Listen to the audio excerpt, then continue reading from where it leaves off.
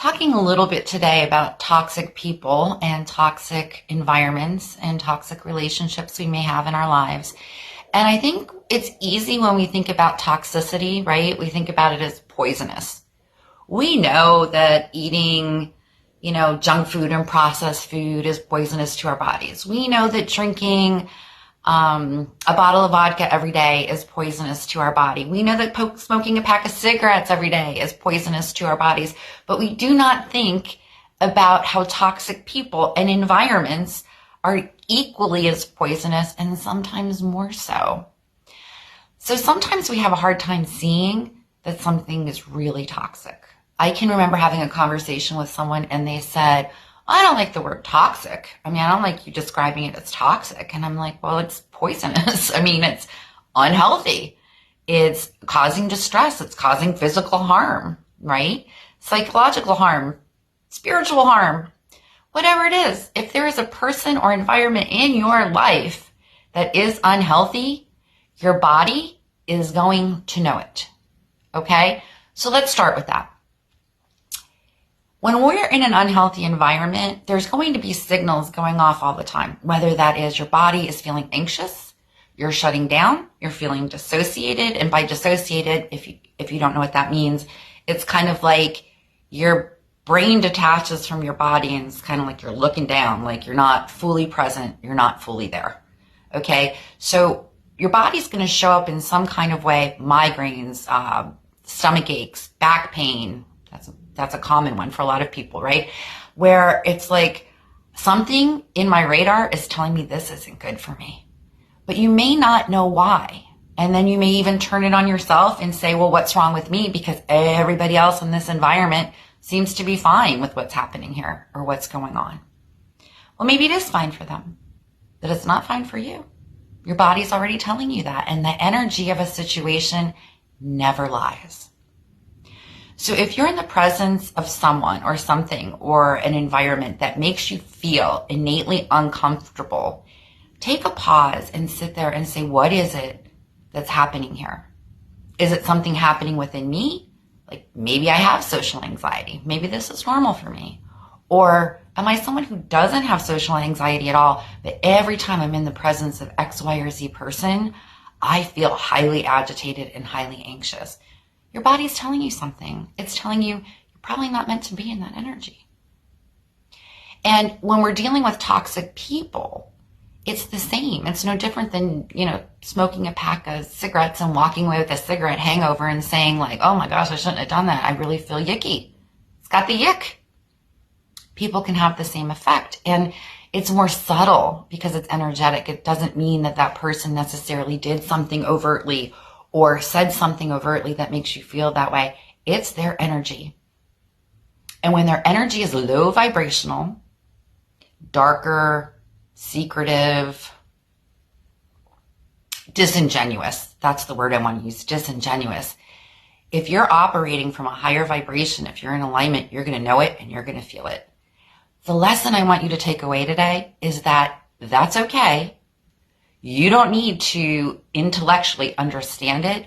You just need to honor that my body's speaking to me. And rather than feel bad, question myself, judge myself for this feeling, get rid of that. That's all in this 3D nonsense. It's just saying, okay, I'm going to honor that doesn't feel good. No different than if you drank a bottle of vodka, you woke up hungover and felt sick for a week. You'd be like, oh, that's my fault. I ingested that. Well, same thing. It's my fault. Keep putting myself in that energy. Keep thinking I'm going to get a different outcome. You're not. You're not. There's something about that person, situation, or environment that is toxic to you. So let's take it to the next level. What if it's a toxic family? Well, what if it's a toxic partner? And you don't know, you've been so accustomed to this being a certain way for so long, but you start doing your work. You start ascending, you start learning lessons, you start loving yourself or placing your needs above what was conditioned, right? Now you're going to start feeling things differently. What maybe didn't hit before, it's now hitting because you're like, I'm in a different vibration. I'm in alignment. I am healing head to toe. And my body's telling me, This may have served you in the past, or not even served you. It probably never served you. But maybe this was digestible in the past.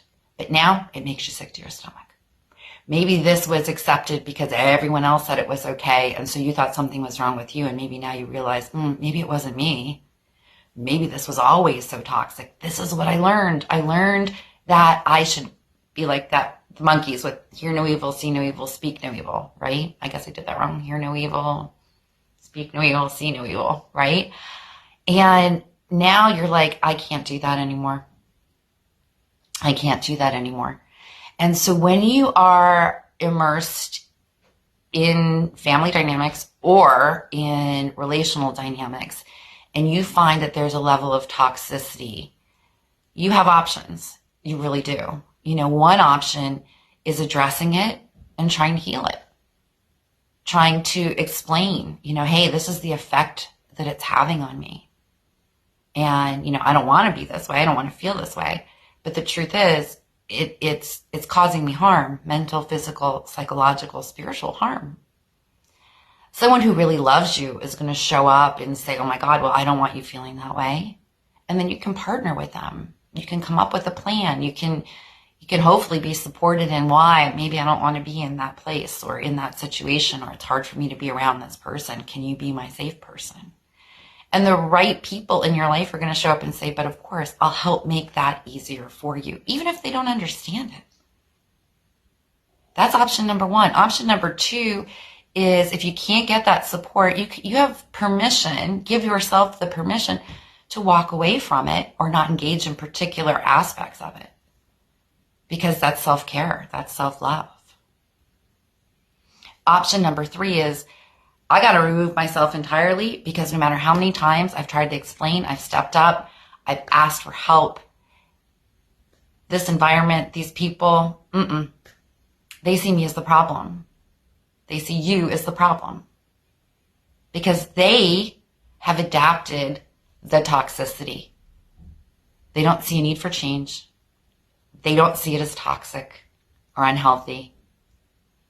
You're challenging a system. A family system, a relational system, by just being different. And different means being acutely aware, in tune, energy sensitive, speaking the truth, coming from authenticity. Hey, this seems pretty damaging. The way we're interacting seems pretty damaging. Or the way the family's interacting, this is really unhealthy.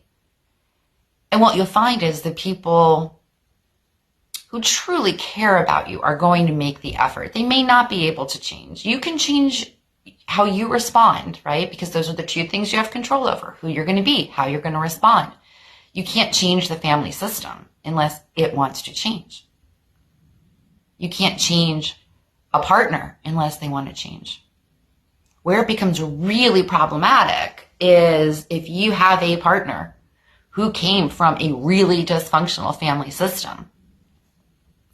They're not going to see it as dysfunctional unless they've done some degree of work, or whether they themselves stepped away because they recognize like something's really unhealthy. I don't fit in here in this dynamic.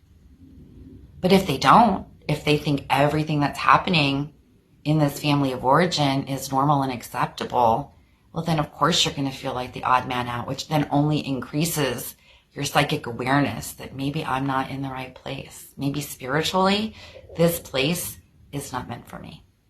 Your body's telling you that. Whether your heart and your brain can get along with it, that's a whole other story. But when we stay in that disconnect of my body's telling me one thing, my brain's telling me something else, and my heart is telling me something else entirely, that causes true harm because you're out of alignment. You don't know what's real. But I can promise you, when left with the choice, what your body is telling you is real, that's what's real. If you're feeling uncomfortable, there's something uncomfortable in that energy. And you don't have to explain it. You don't. It's just how you feel. And honoring that feeling is far more important than going along with what everyone else says is acceptable and how it should be. Something I work with my clients on all the time is the shoulds. Or the shouldn'ts. I should feel this way. I shouldn't feel that way. Says who? Who is it that's telling you you can't feel that way or you shouldn't feel that way? That's self-imposed. That's system imposed. And the more we get out of the system, out of the matrix, and we get more into what's real in our most authentic, honest, self-aware vibe, we start recognizing I'm going to have to detach from some people, places, and things. And that's really hard, especially if we don't have a clear explanation, right, in our logical mind. But sometimes it's really more about checking out of here and checking in with what's going on here. And that'll give you all the data that you need. So if you have a partner, a loved one, a friend that comes from a toxic environment, of course, they're going to bring that toxicity unknowingly to the relationship. Let's say they grew up with entitlement. They're the 1%er, right? Let's say they came from affluence and privilege and never really had to work or never really had to worry about their future because that was already planned out for them. And they have family members who are in charge and their job is to just show up and be the puppet in the systematic puppeteering show here, right? So in other words, like, I don't have my own life. That's already been scripted for me. This is what I do. This is my role. I don't have to think about things. I just follow what happens because my security, maybe financial security, whatever, is attached to that. They're not going to want to change that system because that is all they know. They don't have their own identity. They don't have their own freedom to be and choose and do whatever they want to do. They're too in the matrix, right? Whenever we have to rely on someone outside of ourselves for our security, our financial security, our food getting put on the table, our ability to pay our bills, our ability to be physically okay. You know, maybe you need assistance, maybe you have an illness, whatever. Whenever we have that dependence on someone else, there is always a part of ourselves that is not able to be truly free. A big part of ourselves.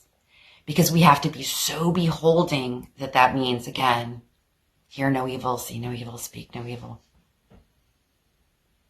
And being in that kind of energy is just so toxic. And so what do we do with that toxicity if we can't address it and change it? Well, we're going to have to push it down, right? We're going to have to make negotiations with ourselves. We're going to have to maybe self-medicate that, or we're going to have to escape it somehow.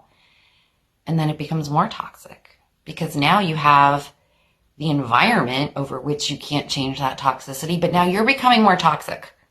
You're becoming more toxic because you're not seeing the truth. You're not acting from your most authentic space. You're not coming from a place of spiritual freedom. And now you're having to find a million ways to navigate around it that requires you to stuff it down, escape it, drink it away, drug it away, whatever that looks like. But the choice, my darlings, has always been yours. You can choose to walk away. You can choose to prioritize yourself. You can choose to listen to what your body is telling you. And it's amazing, you know, as someone who had so many GI issues at one point in my life, serious ones, like I have bleeding ulcers. Once I stepped away from that environment and those people and situations and started prioritizing what my body literally could digest energetically, it was a game changer for me. I'm no longer tired all the time. I have way more energy. I have way more space for creativity. I have way more space for fun. And I wish that for you. I wish that for you. So I hope today gave you some insight and information that if there is toxicity, some of it, you know, is so ingrained in culture, there's not a whole lot you can do about it, but you can make your own choices about what you will and will not engage in. And it may be wildly unpopular, and you may lose people. But that's okay, because if you're losing someone toxic, truly toxic, what are you losing? anything, you're gaining space in your life, free space to make it whatever you want, to create again, to get in touch with nature again, to get to know yourself again in a real way. Thanks for listening. I hope this helped. Until next time.